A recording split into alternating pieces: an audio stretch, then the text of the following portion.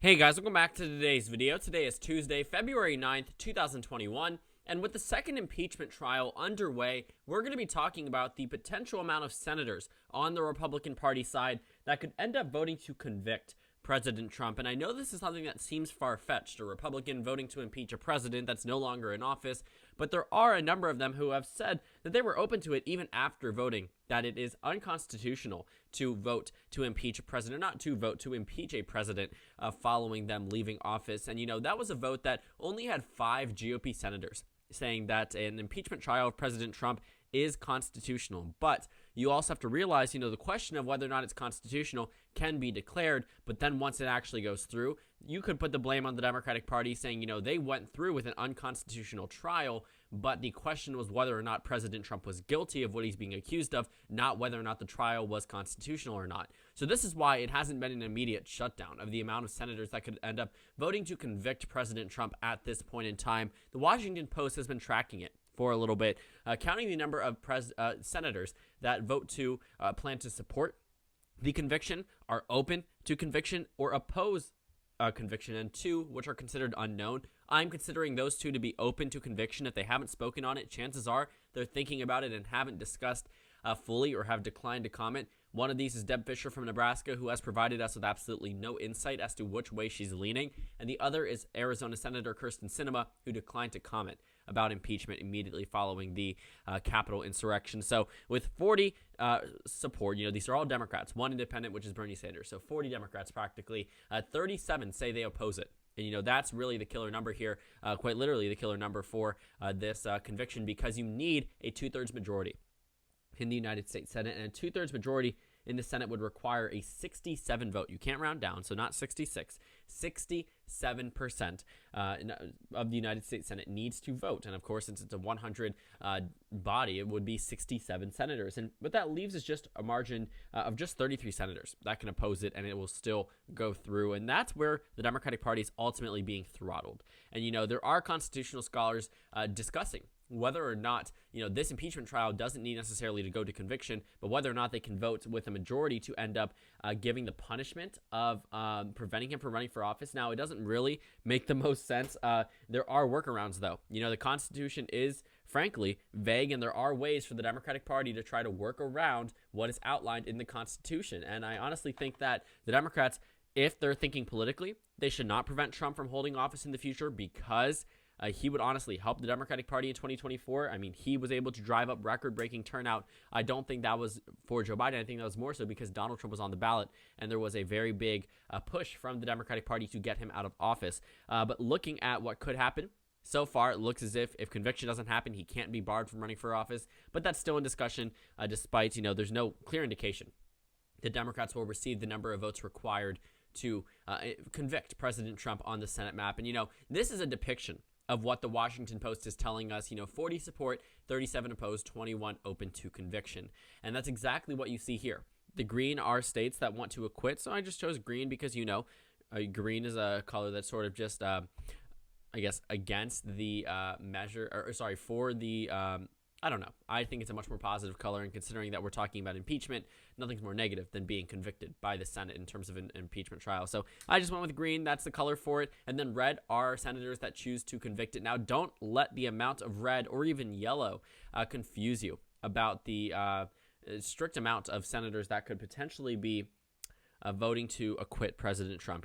Just because you see a lot of red doesn't necessarily mean anything. Wisconsin has a very big red blob and then a tiny little green circle, but you have to realize that, that's evenly split. That's 1 Democrat, 1 Republican voting in opposite directions. So far, it looks as if, there may be a little bit more red, but keep in mind that we aren't working with a map that equally divides the states. So you're going to see a lot more red than you are going to see green, at least. Maybe, different regions of the country, and a lot more yellow and red, at least, than you do see green.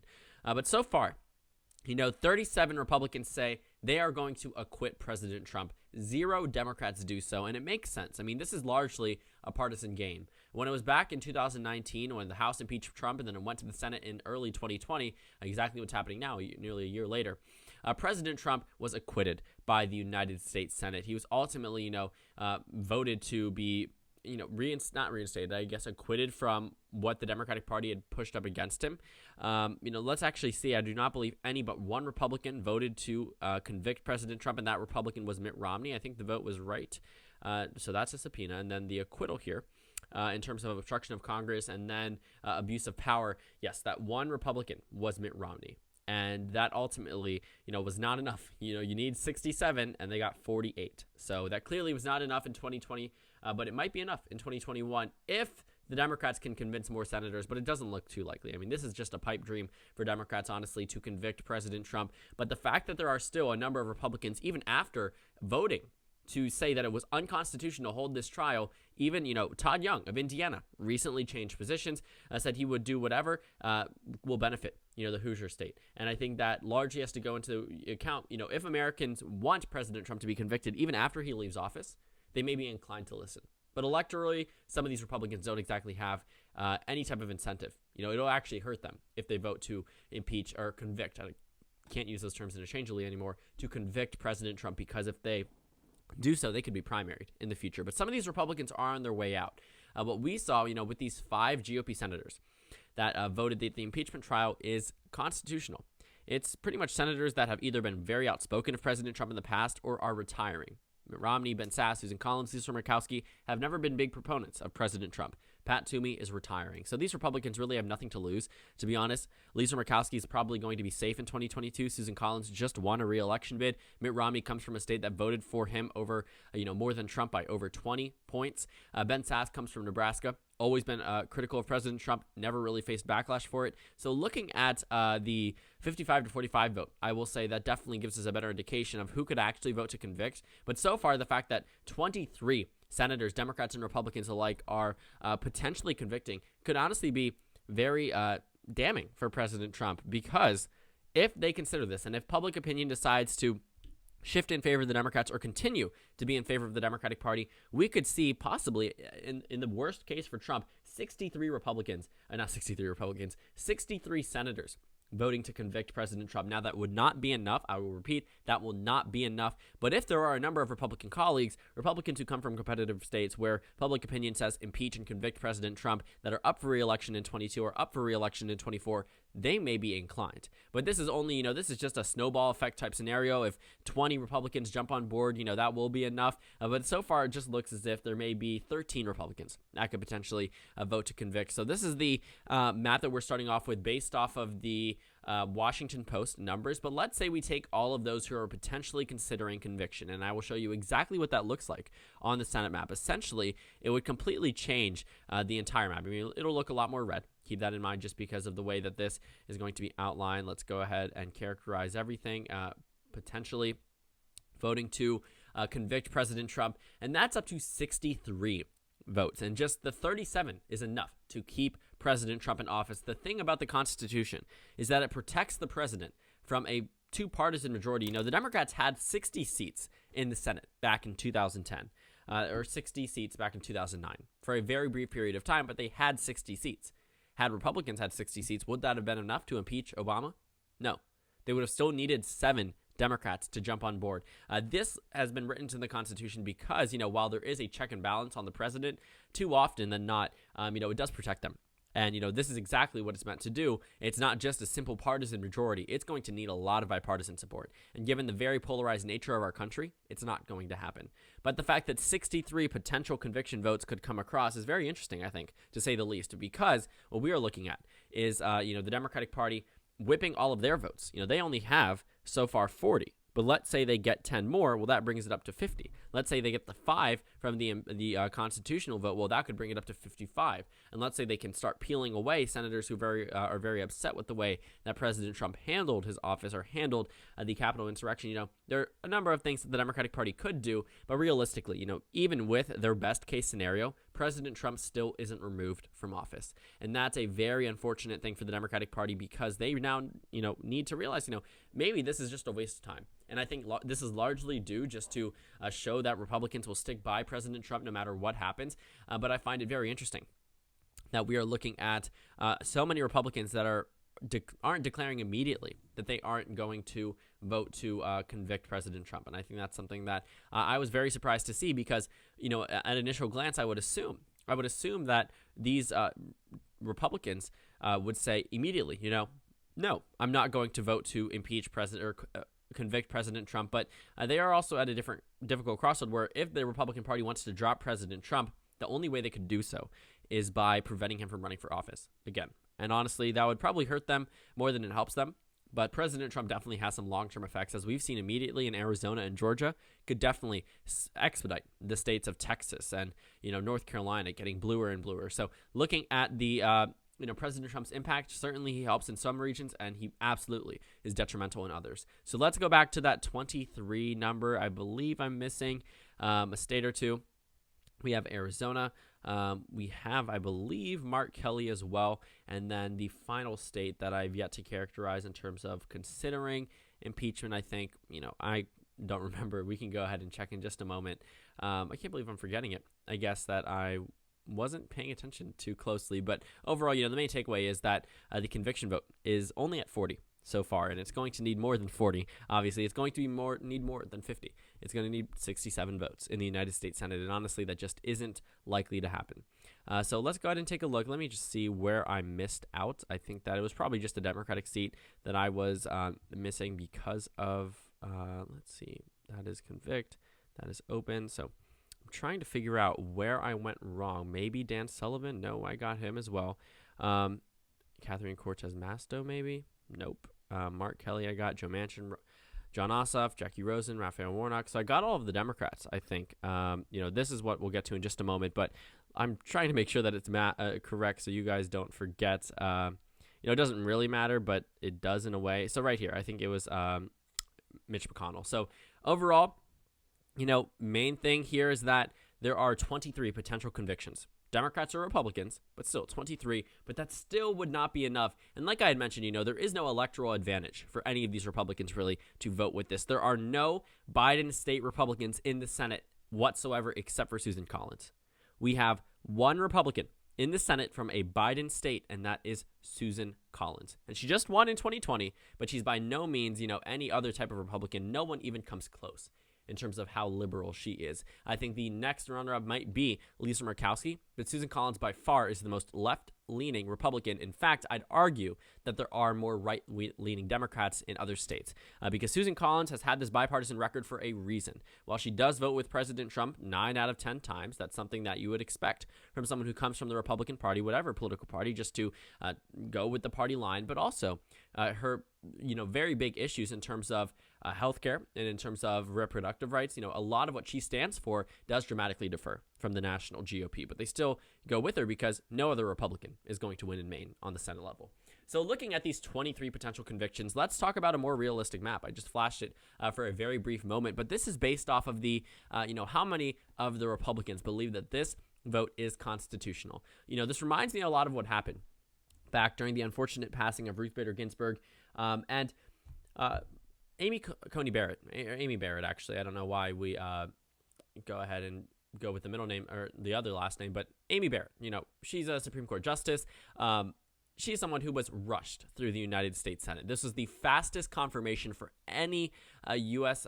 SCOTUS nominee in United States history. I mean, this is just something that was very surprising to see, but also not so much, understanding the Trump administration. And I think that there was a very big urgency to replace Ruth Bader Ginsburg. It was honestly a very, very, very unfortunate timing of the passing for the Democratic Party. They are now at a 6-3 minority in the United States Supreme Court, but also it does go a little bit beyond partisanship because what we saw was that there was the opposition from some of these Republicans for the advancement of the vote.